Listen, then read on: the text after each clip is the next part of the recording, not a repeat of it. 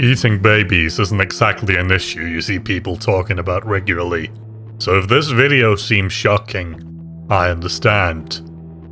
Before you all start freaking out, I advise you to read my description.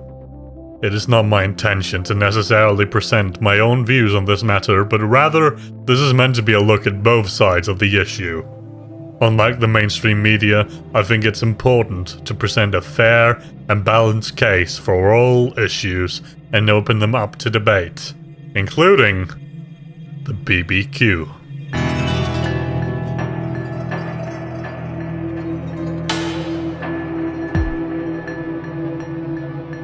Most people would argue that eating babies is immoral and wrong, but I'd like you to consider that babies also happen to be really nutritious and contain a lot of fiber and other important nourishment.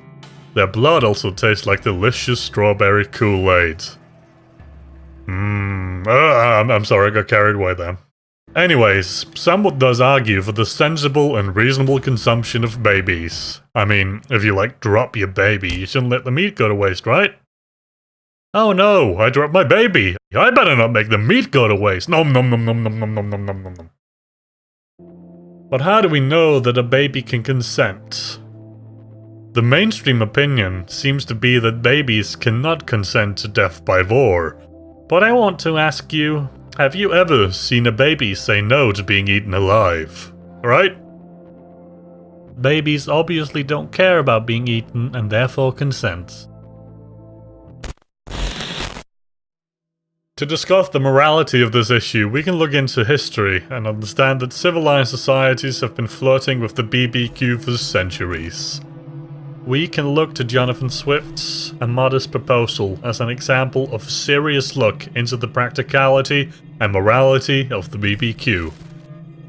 This work is fairly represented by my statements. There's no narrative spinning.